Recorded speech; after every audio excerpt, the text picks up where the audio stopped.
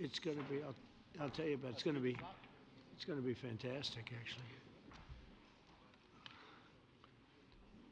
You can let them come in.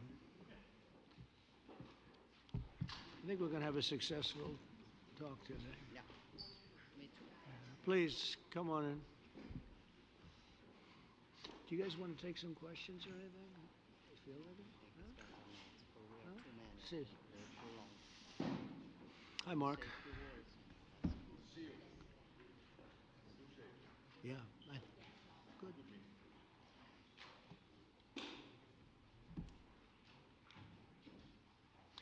Well, thank you very much.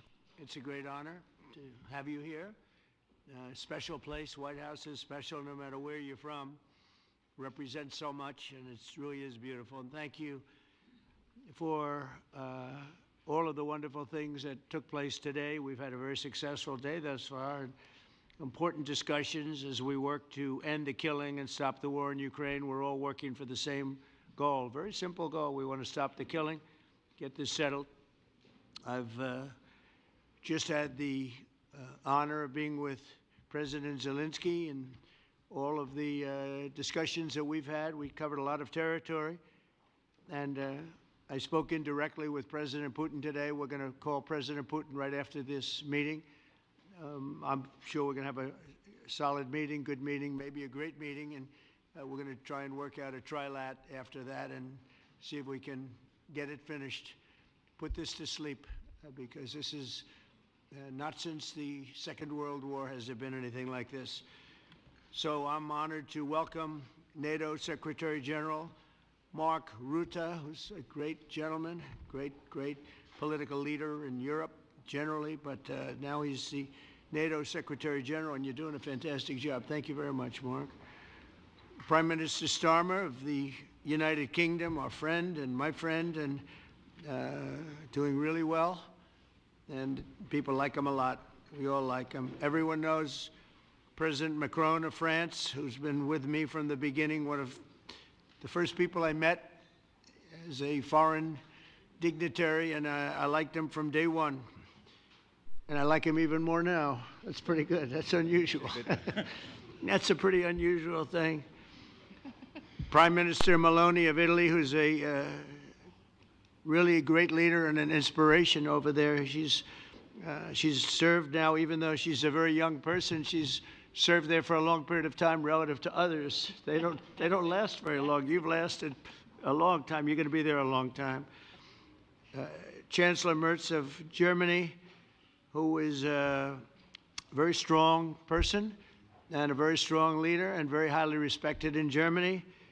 And he's my friend, and it's an honor to have him as my friend. Thank you very much. Very good. You look great with your tan. Where did you get that tan? I want to get a tan like that. President Stubb of Finland, and he's somebody that, where are we here? Where? I'm right here. Oh, you look better than I've ever seen you look.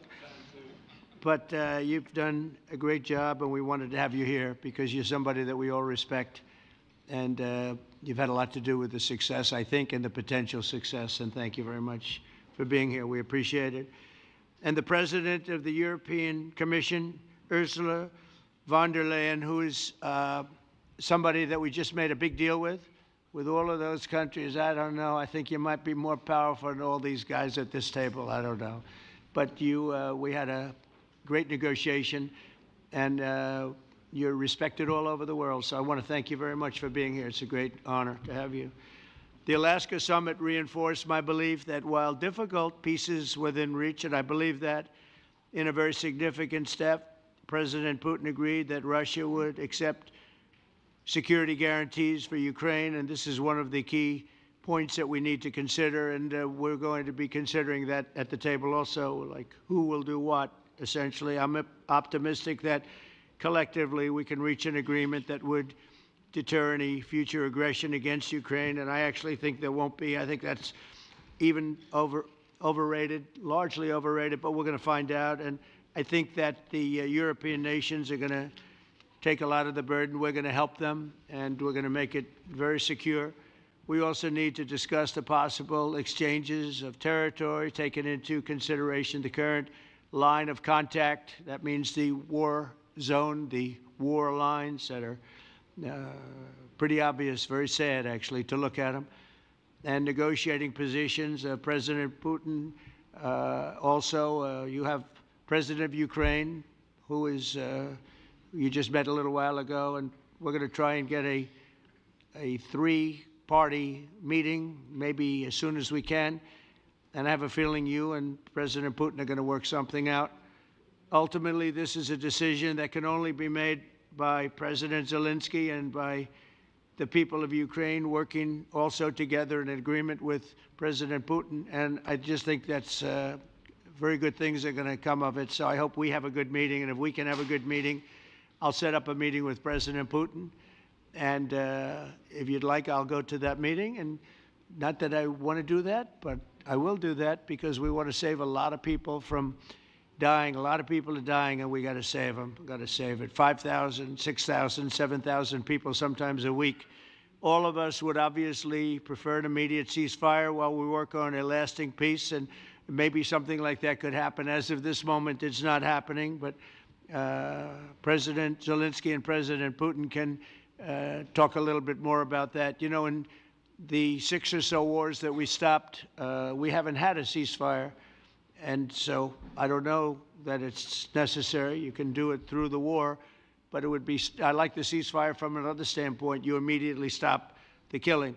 But I believe a peace agreement at the end of all of this is something that's very attainable, and it can be done in the near future. With all of the wars that I got involved in, we only have this one left. Of course, as I walk out the door, there'll probably be a new one starting, and I'll get that stopped too. But I thought this was going to be one of the easier ones. It's actually one of the most difficult and very complex. The next step would be for a trilateral meeting, and that will be worked out. And I just look forward to working and having a great result. We're going to spend a lot of time today talking about, and we're really honored you guys came over. I mean, these are the heads of major countries and respected all over Europe. And they speak for, largely, I think I should say, but pretty much for the other countries of Europe. And we will come to a resolution today, I think, on almost everything, including probably the security. And that's pretty much the story. I'd like to say, Mr. President, would you like to say something? You have the media. If you want, you could come over and you could stand, you could use mine, or you could just turn around, whichever you feel comfortable with. Thank you so much. I can speak without microphone. Thank you so much. I think that we had very good conversation with President Trump. Very good. And it really was the best one. Or sorry, maybe the best one will be in the future. But it was really good. And we spoke about very sensitive points. The first one is security guarantees. And we are very happy with President that all the leaders are here, and the security in Ukraine depends on the United States and on you and on those leaders who are with us in our hearts. They have been online before yesterday, and etc. So a lot of countries on the side of Ukraine, our people, and all of us want to finish this war, stop Russia and stop this war. We spoke about it, and we will speak more about security guarantees. This is very important that the United States gives such strong signal and is ready for security guarantees. The second point, or maybe the first, the humanitarian direction, very important to exchange all the prisoners, and I think that President will help. And I was very thankful to your wife again, Mr. President, for the letter about our abducted children, and I hope that really it can be a historic role for the people to bring kids back to the families and be happy at Get their the people families. back, yeah. Yes, this is so important, and I'm happy that we discussed it, this track with the President Trump, and I hope that we will find decisions. And then what is very important, that all the sensitive things, territorial, etc., we will discuss on the level of leaders during trilateral meeting, and President Trump will try to organize such meeting, and he said that he will come or not come. Ukraine will be happy if you If you will both participate. want me there, I will be there. Yeah, Yeah, you know that. thank you. And I think this is very important. Yes, so security guarantees, bringing kids back and all our people, not only warriors, first of all warriors, and all the civilians, journalists, a lot of people in prison. So we need them back. And guarantees which will work for the years. We spoke about it. And I showed the President a lot of details on the battlefield, on the map. Thank you so much. Thank you for the map, by the way. Good map. It was great. Yeah. I'm thinking how to take it back. We'll get you. No. I think that we had constructive, specific meeting, and I'm very thankful to all the leaders who are here, and you help a lot, and so we are happy that we have such big unity today. Thank you, Mr. President. Thank you very much, for hosting us. Mr. Thank President. I think you'll see that President Putin really would like to do something else. I think when we set that up, when we do, I think it's going to be when, not if. I think you're going to see some really positive moves. I know there's over 1,000 prisoners, and I know they're going to release them. Maybe they're going to release them very soon, like immediately, which I think is great. But we're going to set that up today after this meeting. So very good and great remarks. I appreciate it. Mark, as head of NATO, maybe you could say a few words, please. Yes, I will be very brief. I really want to thank you, President of the United States, dear Donald, for the fact that you, as I said before, broke the deadlock basically with President Putin by starting that dialogue. And I think it was in February that you had the first phone call, and from there we are now where we are today. And that is, I think, if we play this well, we could end this. And we have to end this. We have to stop the killing. We have to stop the destruction of Ukraine's infrastructure. It is a terrible war. So I'm really excited. And let's make the best out of today and make sure that from today onwards, we get this thing to an end as soon as possible. I really want to thank you for your leadership, what you are doing for Volodymyr, but of course also all the European colleagues. It is really crucial. And the fact that you have said, I'm willing to participate in the security guarantees is a big step. It's really a breakthrough, and it makes all the difference. So also thank you for that. Well, NATO also has agreed from 2% to 5%, which is something that is a massive amount of money. And it's 2% that wasn't always paid to 5% that is paid. That's a big difference. And so we appreciate that. That was a great move. Thank you very much. Ursula, maybe on behalf of the Commission, you could say a couple of words. Yes. Thank you very much. It's a pleasure to be here. And it's a very important moment. Indeed, we are here, Europeans, as friends and allies. We had a fantastic NATO summit. Together as the two largest and biggest economies in the world, we had the largest trade deal ever agreed.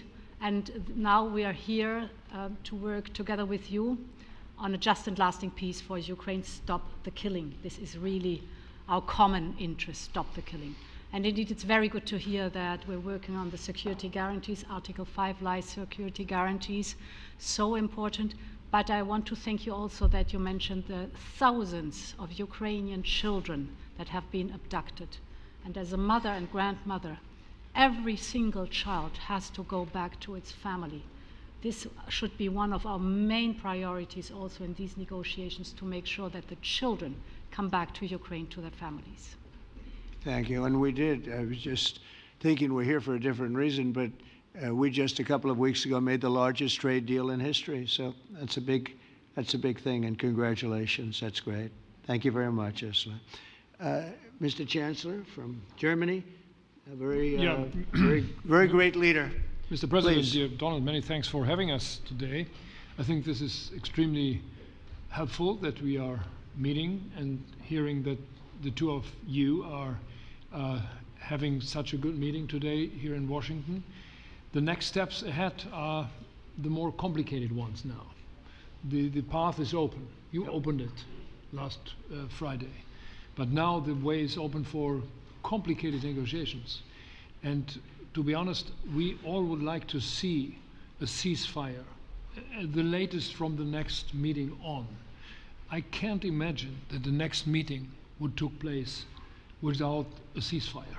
So let's work on that, and let's try to put pressure on Russia, because the credibility of these efforts we are undertaking today are depending on at least a ceasefire from the beginning of the serious negotiations from next step on. So I would like to emphasize this aspect and would like to see a ceasefire from the next meeting, which should be a trilateral meeting wherever it takes place. Well, we're going to let the president go over and talk to the president, and we'll see how that works out, and if we can do that. I will say, and again I say it, in the 6 wars that I've settled, I haven't had a ceasefire. We just got into negotiations, and one of the wars was, as you know, in the Congo was 31 years long. Another one that we settled last week with 2 great countries was 35 years going on, and we had no ceasefire. So if we can do the ceasefire, great. And if we don't do a ceasefire, because many other points were given to us, many points were given to us, great points. Please, Georgia, go ahead. Well, thank you very much, Donald, Mr. President, for hosting us today in this important meeting. And I think it is an important day, a new phase, after 3 years and a half that we didn't see any kind of sign from the Russian side that there was a willing for dialogue. So something is changing, something has changed, thanks to you. Thanks also to the stalling in the battlefield, which was achieved with the bravery of Ukrainians and with the unity that we all provided to Ukraine. And the reason why I mention it is that we also have to remind that if we want to reach peace and if we want to guarantee justice, we have to do it united. So that's why it's a very good day, the one we are in. You can obviously count on Italy as it was from the beginning. We are on the side of Ukraine, and we do absolutely support your efforts towards peace. We will talk about many important topics. The first one is security guarantees, how to be sure that it won't happen again, which is the precondition of every kind of peace. I'm happy that we will discuss about that. I'm happy that we will begin from a proposal, which is the, let's say, Article 5 model, which was Italian at the beginning. So we are always ready to bring our proposals for peace, for dialogue. It's something we have to build together to guarantee peace and to defend the security of our nation. So thank you, Mr. President, for hosting us. Thank you very much. Emmanuel? Thank you, Mr. President, for organizing this meeting and for your commitment. And everything was said, but I just have to say here, everybody around this table is in favor of peace.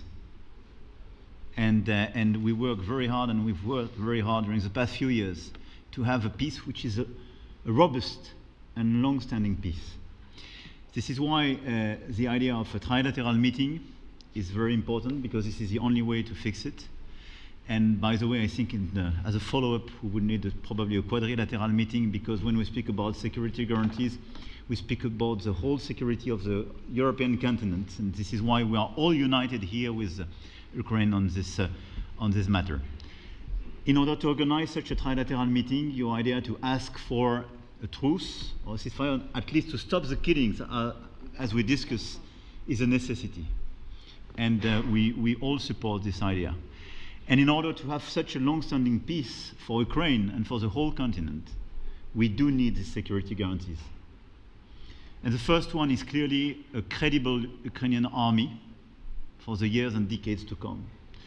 And the second one is our own commitment, all of us. And we worked very hard during the past few months among the coalition of the willings, with the support of NATO, to build the different pillars of security guarantees and our commitments. And you can be sure that the Europeans are very lucid about the fact that they have their fair share in these security guarantees for Ukraine, but their own security is clearly at stake in this situation. So you can count on us, as we can count on you, in order to deliver this robust peace for both Ukraine and Europe. Thank you very much, Emmanuel. Mr. Prime Minister? Thank you very much, Mr. President, and thank you for hosting us here. Can I start where Emmanuel started, which is we all want peace. The war in Ukraine has had a huge impact, particularly on the Ukrainians who've borne the brunt of it, but it's also had an impact on Europe and on the United Kingdom. There's not a family or community that hasn't been affected. And when we talk about security, we're talking about the security not just of Ukraine, we're talking about the security of Europe and the United Kingdom as well, which is why this is such an important issue. I think this is such an important meeting. As a group, I think we've had a discussion on the phone a number of times, Mr. President, but be able now to be around the table to take it forward. And I really feel that we can, I think, with the right approach this afternoon, make real progress, particularly on the security guarantees, and your indication of security guarantees of some sort of Article 5 style guarantees fits with what we've been doing with the Coalition of the Willing, which we started some months ago, bringing countries together and showing that we were prepared to step up to the plate when it came to security. With you coming alongside, the US alongside what we've already developed, I think we could take a really important step forward today. A historic step, actually, could come out of this meeting in terms of security for Ukraine and security in Europe. I also feel that we can make real progress towards a just and lasting outcome. Obviously, that has to involve Ukraine, and a trilateral meeting seems the sensible next step. So thank you for being prepared to take that forward, because I think if we can ensure that that is the progress out of this meeting, both security guarantees and some sort of progress on trilateral meeting of some sort to bring some of the difficult issues to a head, then I think today will be seen as a very important day in recent years in relation to a conflict which has gone on for 3 and a bit years, and so far nobody's been able to bring it to this point. So I thank you for that. Well, thank you very much. And, you know, it's very interesting because this is the first for the White House. You can't say that very often. It's seen a lot over the years, since 1800, 1799, to be almost exact.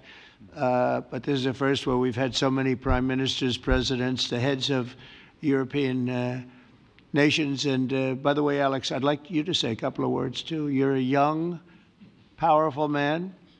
Before I finish up, I want you to say a couple of words. Go ahead. I'll take the notion of youth back to my wife and try to convince her. Thank you very much, Mr. President. I think in the past 2 weeks, we've probably had more progress in ending this war than we have in the past 3.5 years. And I think the fact that we're around this table today is very much symbolic in the sense that it's Team Europe and Team United States helping Ukraine. And the progress that we're looking out of this meeting is about the security guarantees, which are a big part of this. And then, of course, moving towards a process with a trilateral meeting with you and President Putin and President Zelensky. Some of the international media might wonder, why is the President of Finland here?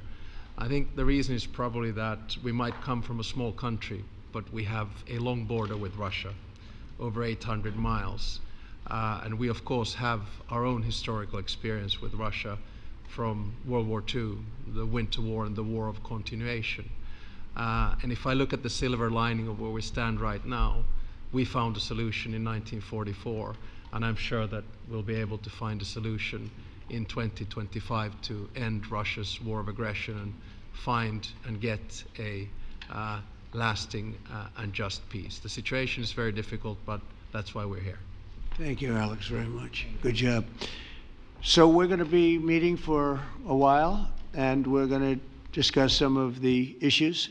And I don't think there's any issue that's overly complex. It's at a point now where people want to do things. I really do believe. I've known him for a long time. I've always had a great relationship with him. I think that President Putin wants to find an answer too. And we'll see. And in a certain period of time, not very far from now, a week or 2 weeks, we're going to know whether or not we're going to solve this, or is this horrible fighting going to continue. We'll do our best to get it ended. And I believe you have 2 willing parties, and usually that's good news, but 2 willing parties that want to make a deal. And we'll journey together, and we'll go over, and we'll see if it can be done. And it's possible it might not be able to be done. On the other hand, it's possible it will, and we're going to save thousands and thousands of lives a week. And so it's something we really have to do. And, or at least we have to give it our best. It's all you can do. You can give it your best. But I think we may have a very good outcome. So I want to thank you all, and the media, I want to thank you. We're going to be staying here for a little while. Then we're going to walk over to the Oval Office, and we're going to have another little discussion about similar matters. And then they're going to go home to their great countries and report. And I'm going to remain here and work, and you're going to go and work. We're all going to be working. We may be in a different location, but that's what we know how to do is work. But I want to thank the media. Has been actually very fair, generally speaking, very fair. I think it's important that they're fair because this is a very important